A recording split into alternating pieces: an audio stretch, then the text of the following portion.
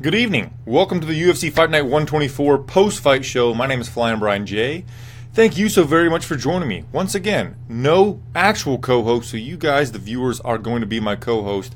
And my first question to you is, what post-fight letter grade would you give UFC Fight Night 124? Or rating, whatever. You could give it like 1 to 16 potatoes, or maybe like 2 to 15 cough drops. How about that main event? Jerry Camacho says. Justin Riddle said he was first, but he was actually second. Ooh, that's got to sting, Justin. Anywho, I think for my post-fight letter grade, if I'm giving it A to F, I'm going to give it like a B minus.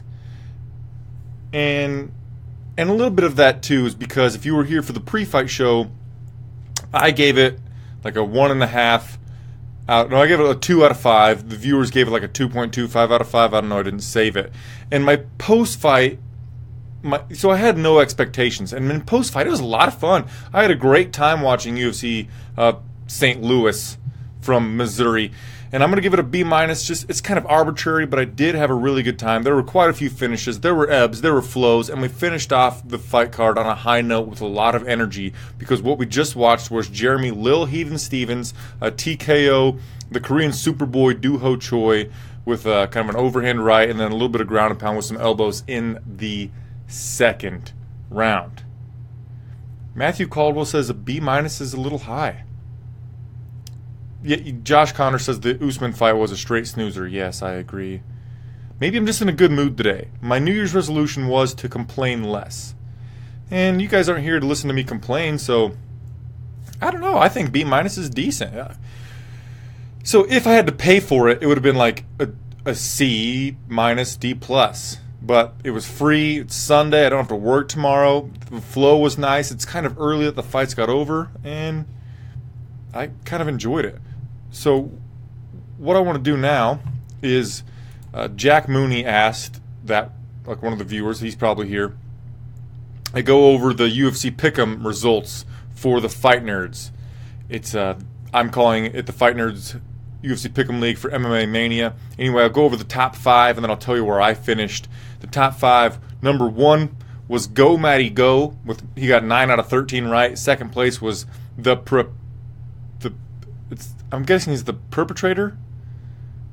I don't know. Weird name. Got second with 9 out of 13. He got 22.50. Third place, Shermdog. Fourth place, HL MMA. And fifth place, Moogly. I got 23rd. Woo! That's awful. 5 out of 13. But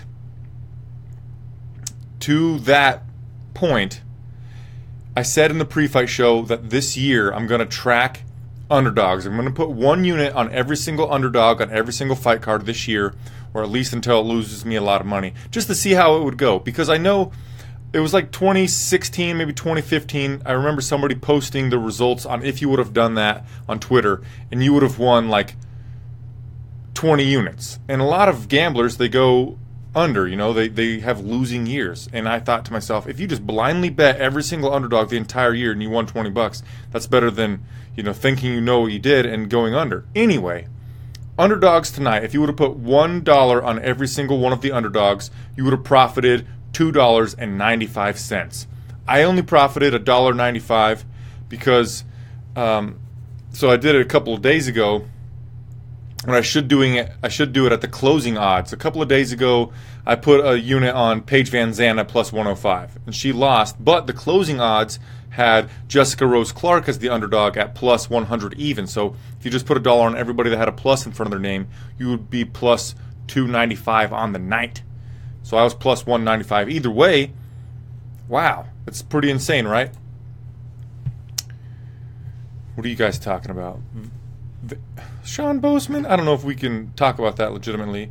Josh Connor says Krause was getting pieced up on the stand-up, though. Oh, because somebody had previously said, Axel Braden Chastain says Krause looked good. Krause didn't look that good, in my opinion. He's from Missouri, and the crowd booed him when he got the decision. He didn't look that good, in my opinion. Sure, he had he showed off good ground control to Major Time. Against somebody who obviously has like no ground skills at all, like was doing lots of bad things and just kind of, he would be hurting Krause on the feet and then like go in for a clinch. What are you doing? This guy's been taking you down and controlling you there. What are you doing, Alex White?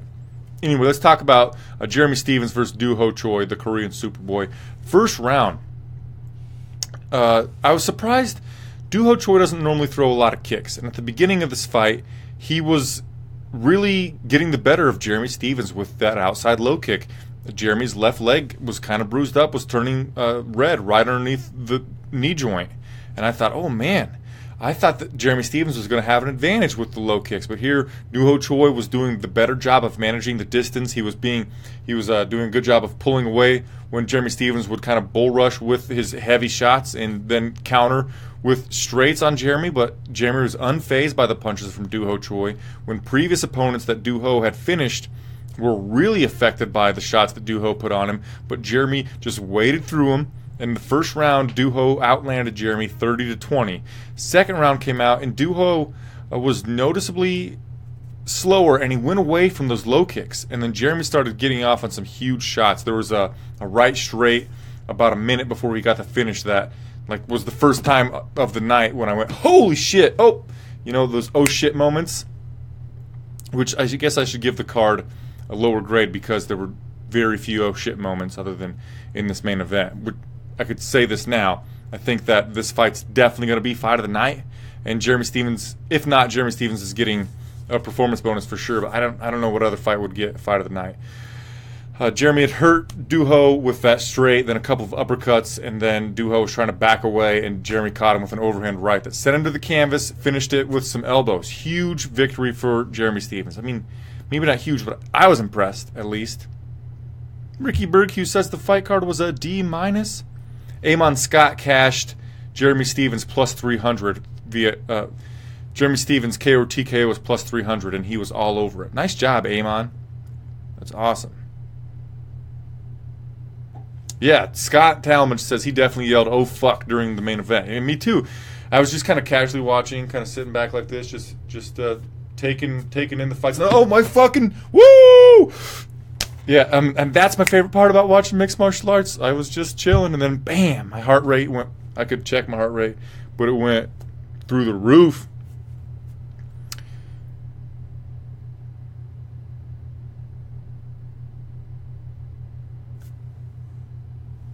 Josh Connor, odd to see the alpha male corner, then PVZ as the next fight after she left that camp.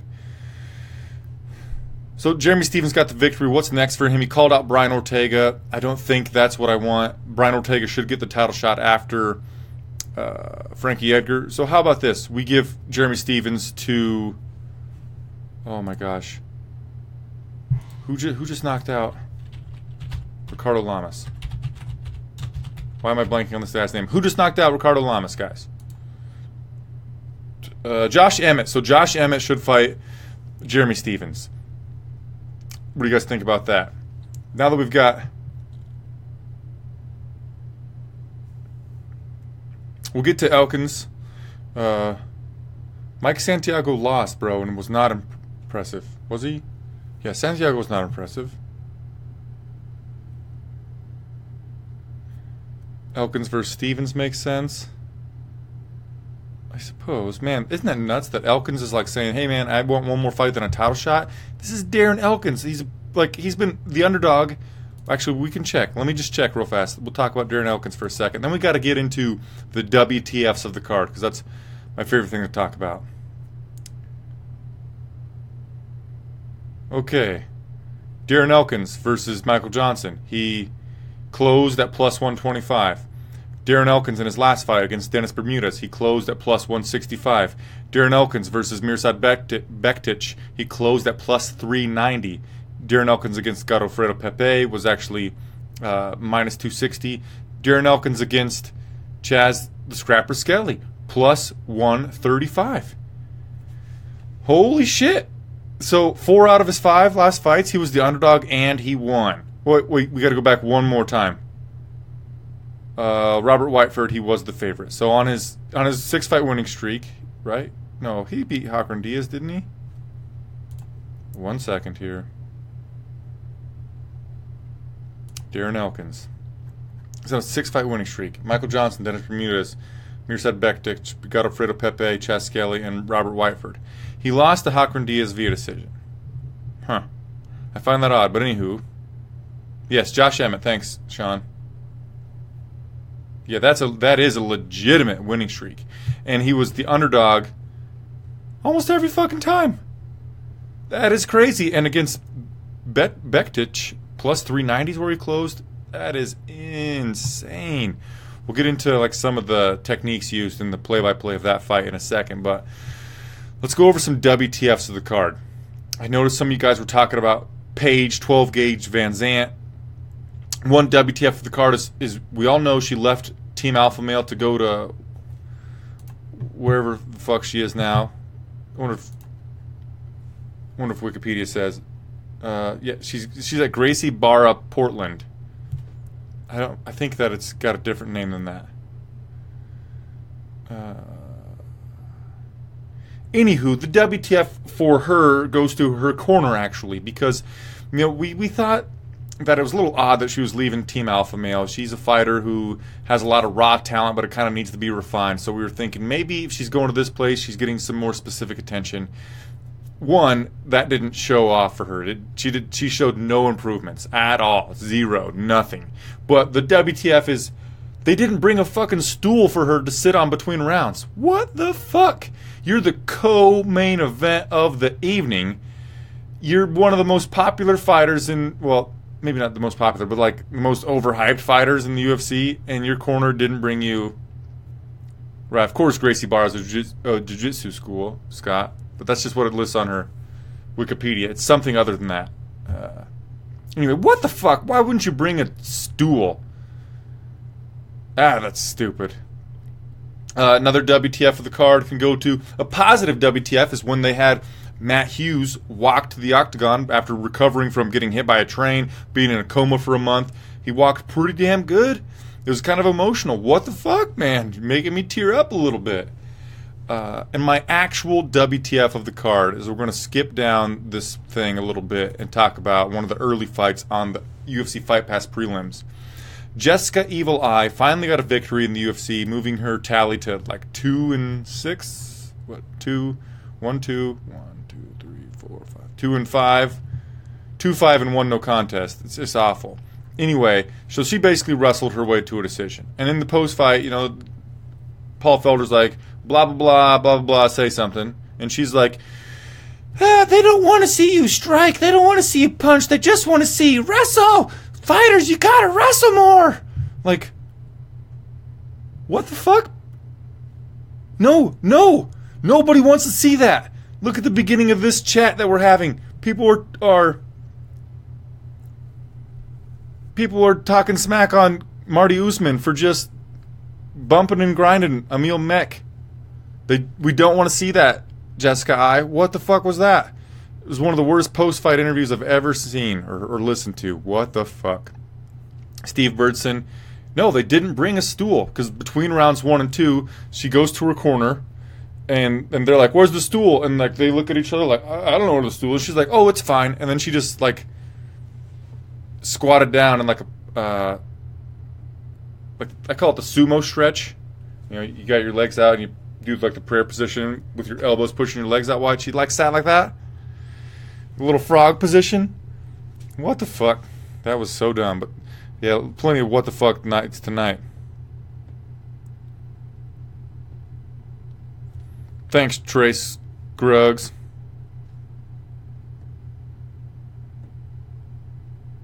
Jessica I not solid on the mic.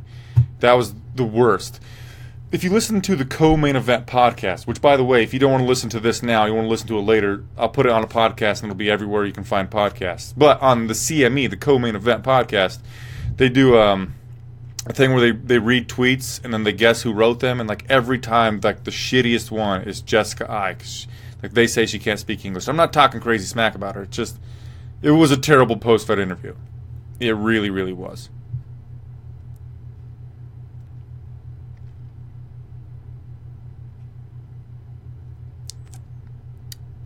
Oh, man. Yeah, Scott, like...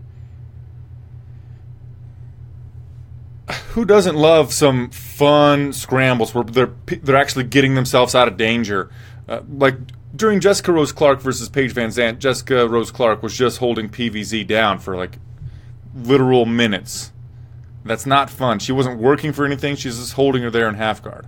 That's not fun. When people are actually working, it's no different. I mean, it happens more often in the ground game, or it's more easy to identify it in the ground game. But same thing on the feet. If people are just kind of standing there not doing anything, I would not care if the fans booed, and I'm not going to be that entertained. Same thing on the ground. If they're just stalling, not doing anything, I'm not entertained. It doesn't matter if it's grappling, striking, whatever. Just do stuff. Actually fight. That's all people really care about.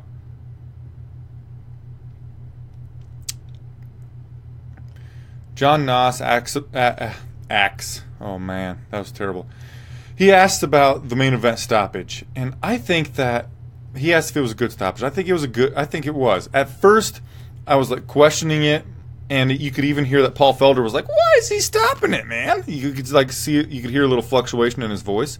But then, when it took a while for Junhoe Choi to like regain composure and get back to his feet, then you're like, "Okay, good stoppage."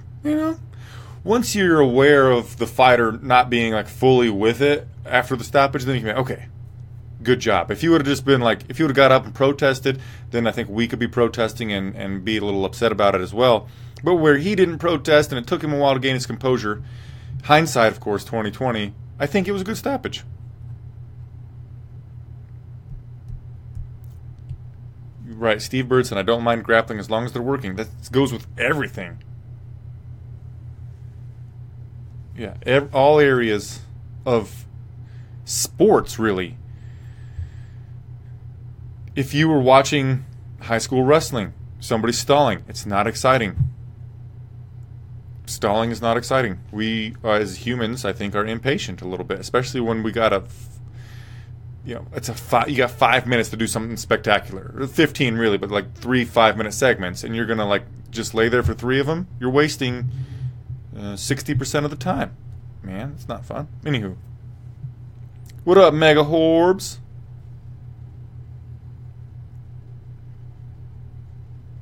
They make them stay down, though, from what I've seen. I wonder if a strategy masked this procedure. Right, okay. Yeah, that's true, Steve. Or Sean Boseman. And we couldn't see Junhoe Choi, but just based on what Paul Felder said, he's still down. Like, okay. Yeah. Oh, fuck that. Oh, don't say that, Scott. Scott Talmadge just said that we should all want to watch Woodley Thompson 3.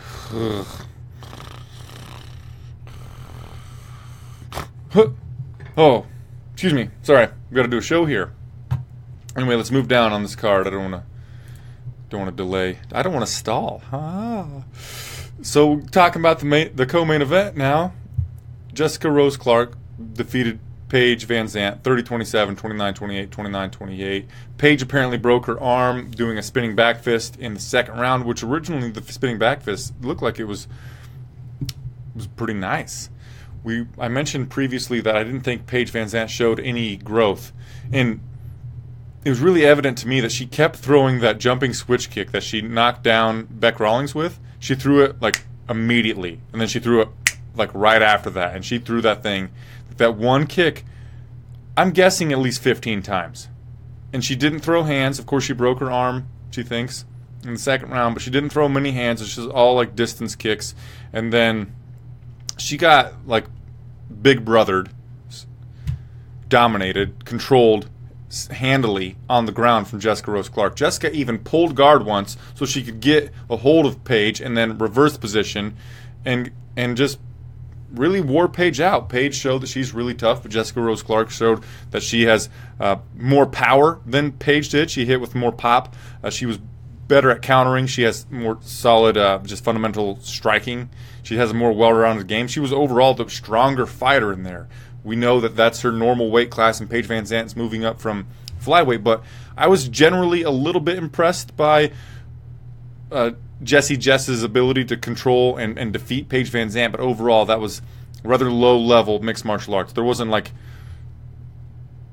there wasn't much to talk about, I guess. Mega Horbs, I think we admitted she was overrated long ago. Sean Boseman just wants to talk about Paige Vanzant's thick thighs, I guess.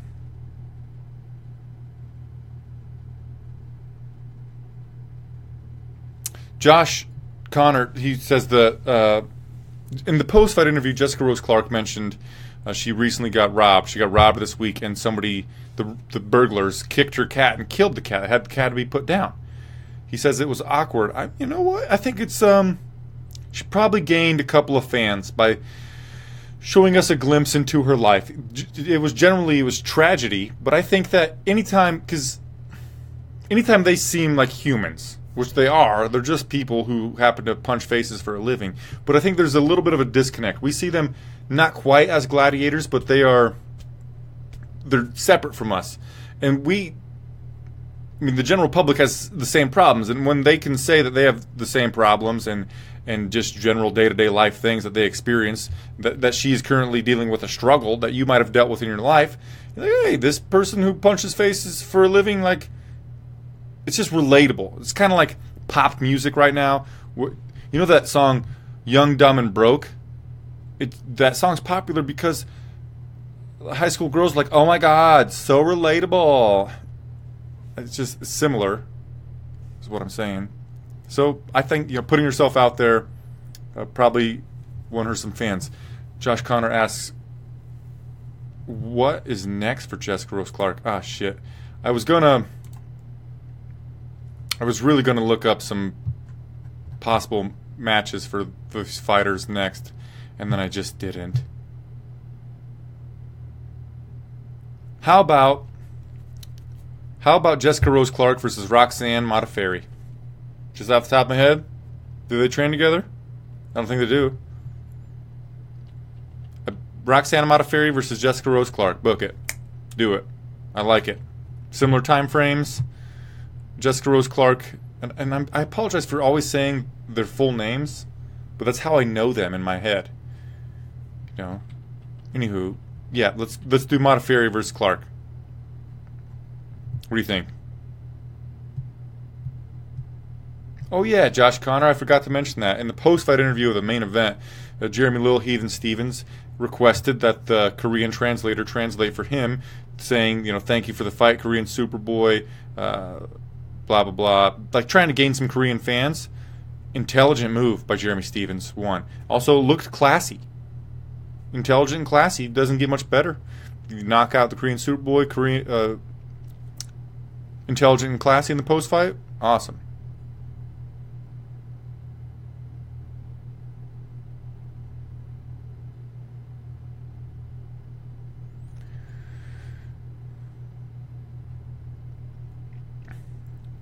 $30,000 worth of stuff, it would add up quick. Computers, TVs, training stuff, clothes. What if they stole her fucking furniture? I don't know. 30, and of course you're gonna, let's say it was 25,000. You're gonna bump it up. I'm gonna say a little more than that.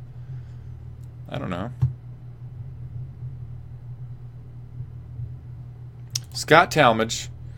He's on point tonight. He says he wasn't a huge fan of Jeremy Stevens going into this. Came out a big fan after the post-fight speech. Fantastic post-fight speech. I like that he's from, our area, Scott. That's fucking cool. He talked about, who did he say? The dentist. Josh Neer.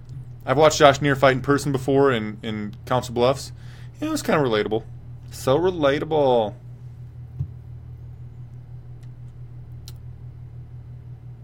Did they steal her couches? I don't know. I'm just saying, what if they stole her couches? Couches aren't cheap. Especially if she just recently moved here. She probably just had her place furnished. And they could have at least robbed, burglarized, or vandalized everything in her apartment. Can you imagine losing everything in your apartment?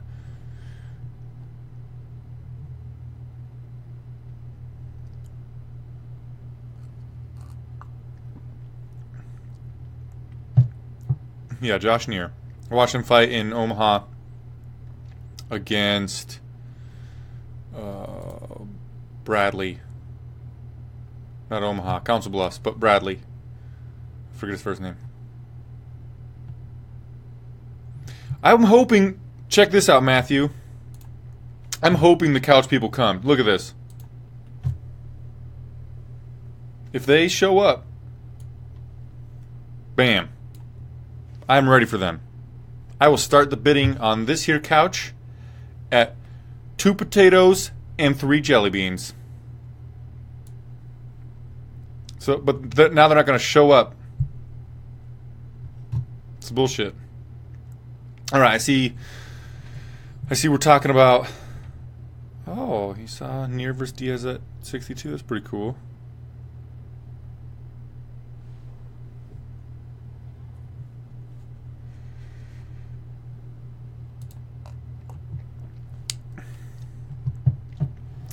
Yeah, see, guys, I was ready for them, and now they're not going to be here.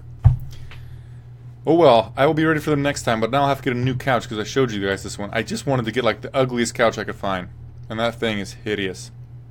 Almost as ugly as I. Just cover that up. That's good.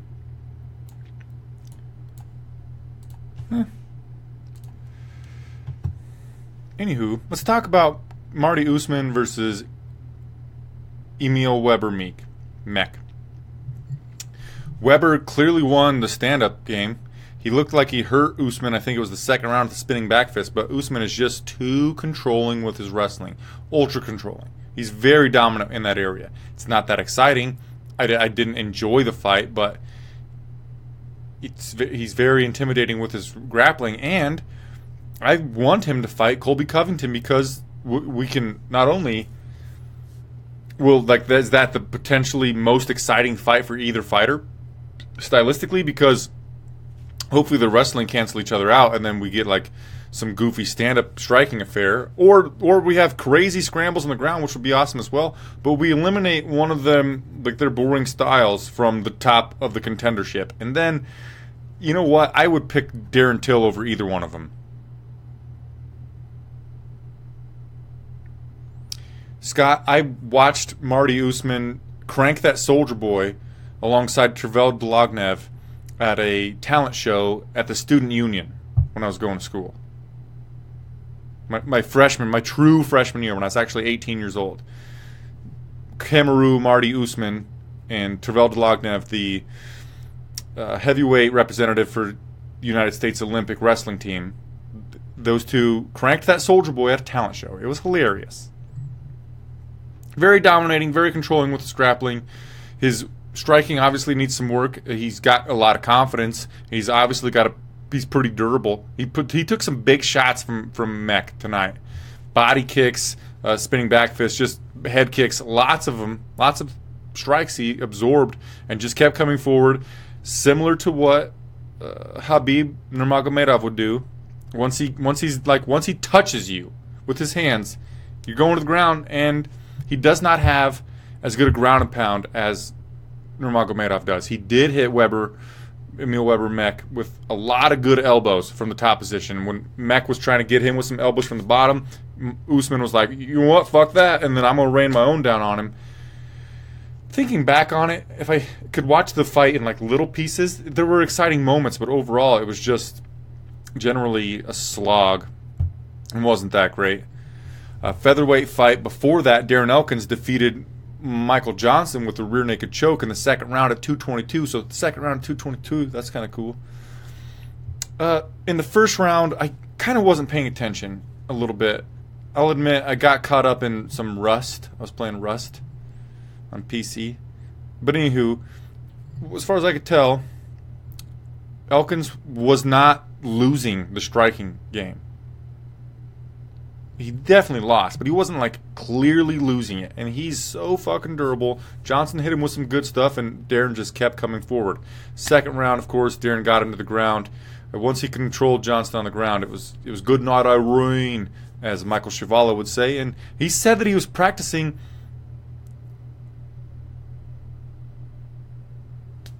He was practicing for that same sequence this week with Chris Holds It Down Holdsworth. What's next for Michael Johnson? I don't know. I don't think retirement, man. I mean, look at... He knocked out Dustin Poirier. Then he lost to... He is 5-1 in his last 6, but he's only on a 3-fight losing streak. I don't want to see him get cut from the UFC. But maybe... I don't have any idea.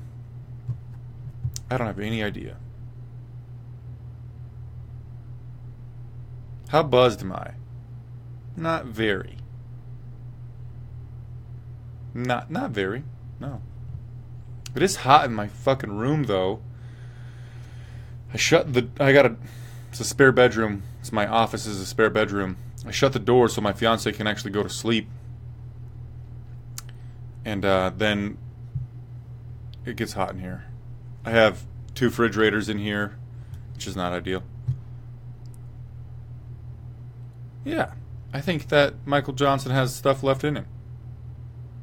And he is a fun fighter to watch, as Scott Talmadge says. Bellator? No, I think we give him one more in the UFC, and we give him a winnable fight in the UFC. I could look up something, but any not top 15 fighter in either featherweight or lightweight will be fine with me.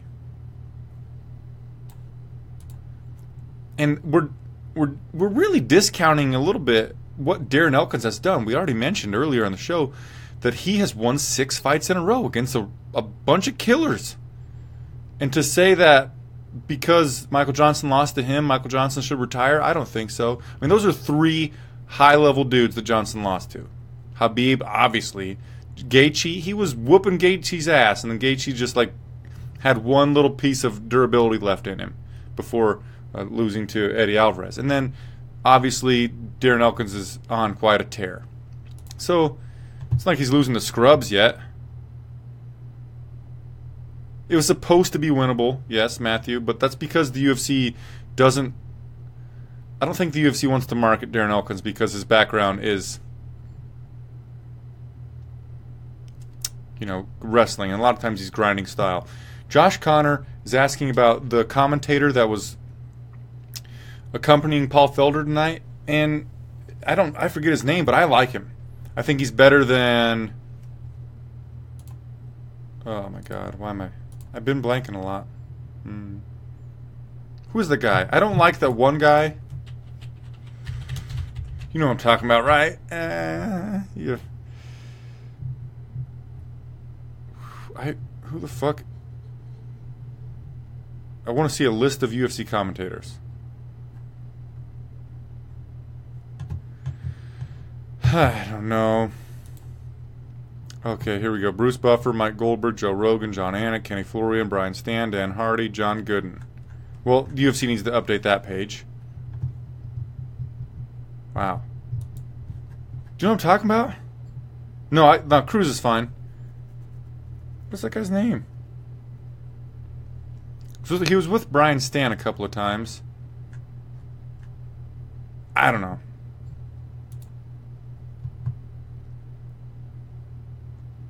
Todd Grisham. I do not like Todd Grisham. That's who it is. So this new guy, he sounds pretty good. I like him. I think he's fine. Some people complain about him because he's new and you're not used to him the way he calls fights. But I think he does well, and especially him and Paul Felder have a good repertoire. Is that what you would say? Repertoire? Repartee? They work well together. I like him. It's not like I would give him an A. Daniel Cormier is by far the best UFC commentator there has ever been, in my opinion. Next to Joe Rogan. Joe Rogan's obviously, by himself on his own tier. And then next it's Daniel Cormier.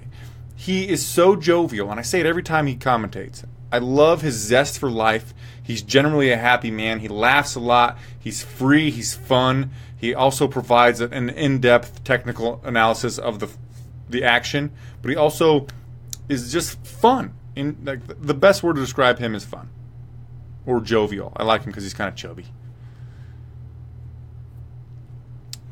But he's fighting in 6 days. so we're probably not going to have him commentating UFC 220. Moving down on the card, the James Krause defeated Alex White via unanimous decision, basically via wrestling. Every time the fight was on the feet, Alex White was hurting James Krause, but then Alex would close the distance and allow himself to get double underhooked, or at least a 50-50 underhook game by James Krause, and then Krause would get him to the ground and control him there, perhaps look for some submissions. But really low fight IQ from Alex White. And also, we could give another WTF of the card to Alex White's cornermen, because in between rounds, they weren't giving him any technical analysis. They're just like, you have to win this fight. Why are you letting him take you down? You fucking idiot. Don't get taken down. Okay? That's it, like every round. It's like, okay, guys, I'm going to need you to like provide me with some tips on how to not let him take me down. How about that? It didn't work out. Robin Black's good. Stan was good, but Rapport. Yeah, Rapport. You know what I'm talking about, John.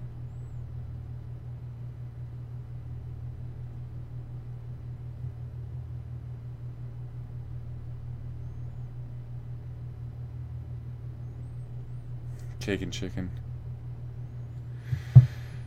Marco Polo Reyes defeated Matt Frivola via KO punch in the first round, exactly 1 minute into the first round. Matt Frivola came in as a pretty decent favorite, and Polo Reyes had the length advantage, was hitting with the better shots, finished him. Irene Aldana defeated Talita Bernardo, unanimous decision, 30-27s across the board. Irene Aldana looked really good on the feet. At the second round, Talita controlled her on the ground for a little bit. I couldn't believe that was happening. I thought Irene Aldana might, or is it Arene? Whatever. I thought that she might gas after the first round, because all of her victories prior to now were first round finishes, I believe. Yeah, all of her victories prior to now were first round finishes. So it's nice that she could get a decision victory. Angela Overkill Hill tweeted that can she please get an opponent as base. I'm paraphrasing. You can check out the tweet. It was like, do they have Bernardo's in the flyweight division? Huh? Basically, she's saying, can she fight somebody as shitty as Bernardo next? Bernardo did not look good in the stand-up. Irene Aldana looked decent, but Bernardo looked bad. Before that, bantamweight fight, Junhoe Kang versus Guido Kinetic. Guido hurt Junhoe Kang multiple times in the first, like before the end of the fight. Kang finished the triangle choke at 4:53 of the first round. The fight got to the ground, and Kang had mounted Kinetic, and Kinetic tried to get out of it, and Kang switched right into a triangle choke. Guido showed big strength, picked him up, looked like he was going to slam him, but then instead, like, leaned him up against the fence. I think he should have slammed him. And he was almost going to get out, and then, 7 seconds left to go in the first round. Kang got that tap from Kinetic. Neither guy had fought in over 2 years, so it's interesting. Women's flyweight. Before that, Jessica Evil Eye defeated Kalindra Ferreira via split decision. Kalindra hurt Jessica Eye with a left high kick in the first round, but then Jessica recovered from it and then basically won with top control wrestling, as we mentioned previously.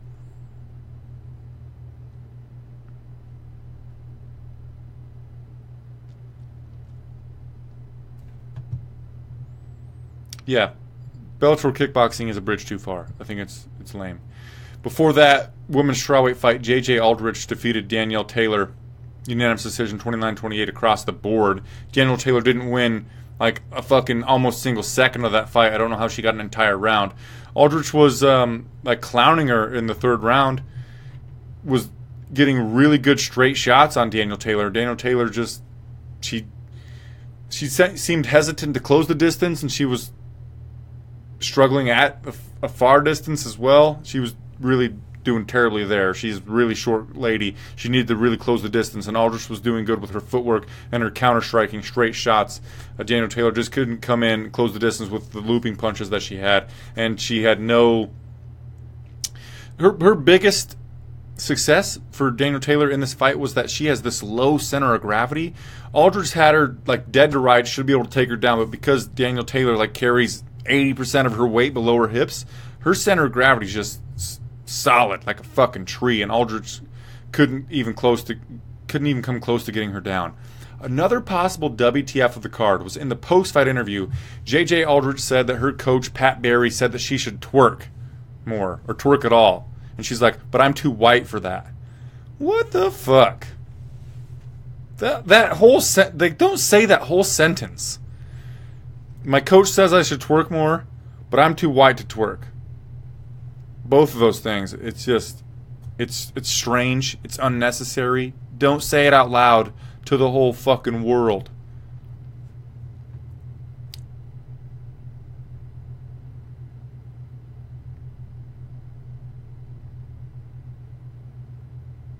Oh, Heather Jo Thompson, no. Jessica Rose Clark won 29-28, 29-28, 30-27. Paige did not look good. Paige broke her arm with a spinning back fist in the second round. And she did not look good. She didn't look better than...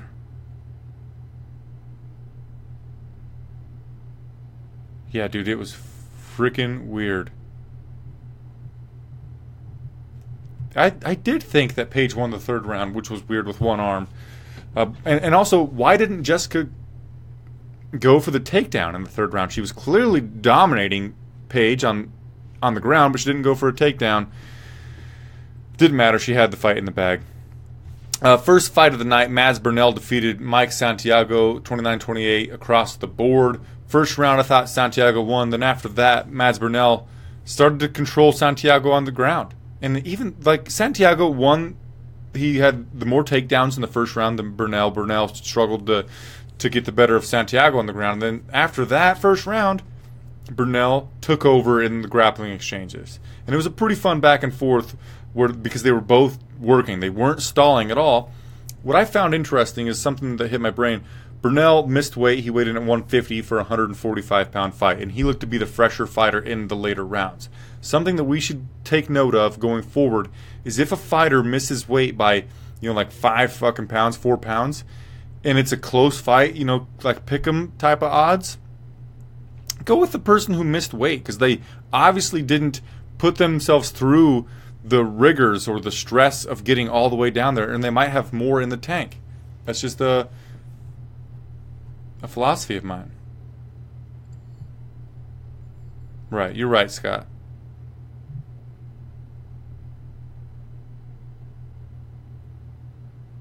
That too, Matthew Caldwell. So, I said that Jessica Rose Clark dominated Paige on the ground. She didn't, put her in any danger, but she definitely dominated her and held her there for a long time. Okay, time for the post-fight bonuses. Connor says, okay, here's the official ones.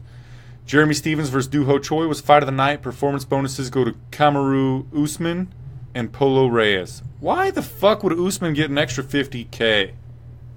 It was impressive, I guess. Tell me that's a lie. Like Junhoe Kang, triangle choke of Guido Kinetic deserves it more. What? Darren Elkins deserved the $50K from Michael Johnson, but we gave it to Usman? I have to tweet about this. What the fuck?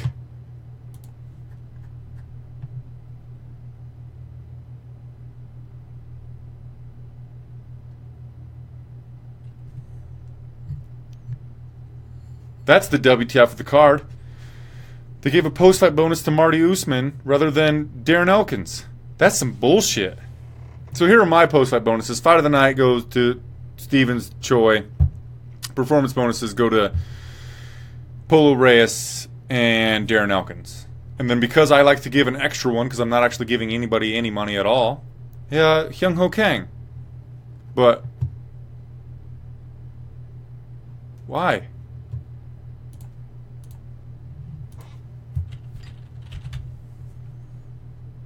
What? Is this real? Is Wikipedia lying to me? I gotta check.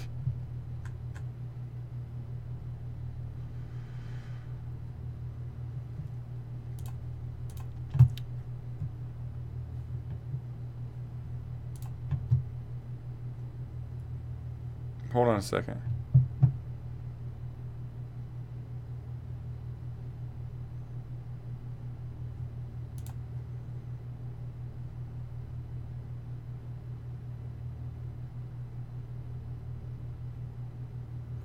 Maybe they're not out yet. And Wikipedia's lying to me.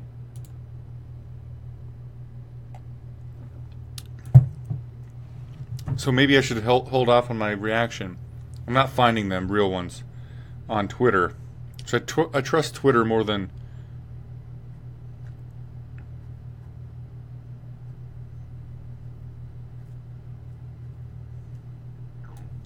So maybe that's not true. Okay. Who is reporting that Elkins got a bonus? I want to find them on Twitter and give it. They're like, I need to know.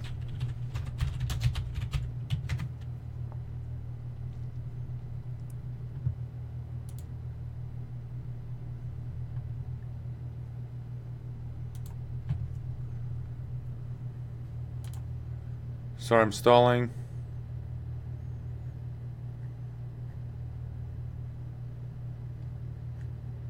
Why can't I not find this? Okay. Somebody who's at the post-fight press conference tweeted that I don't follow. Fight of the night, Stevens Choi. Performance bonuses go to Reyes and Elkins. Oh, thank goodness. Ooh, I was about to have to lose my mind.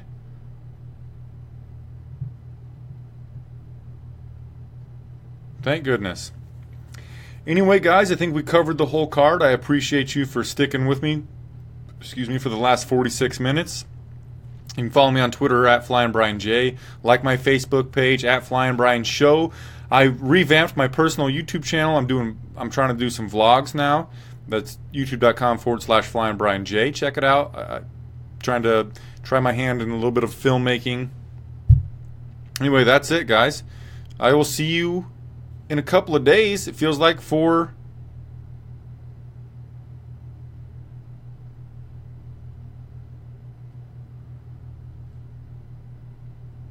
open here.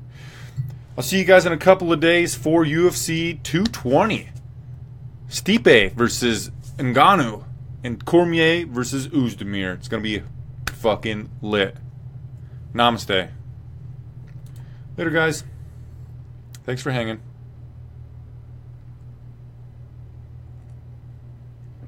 No, thank you, Steve.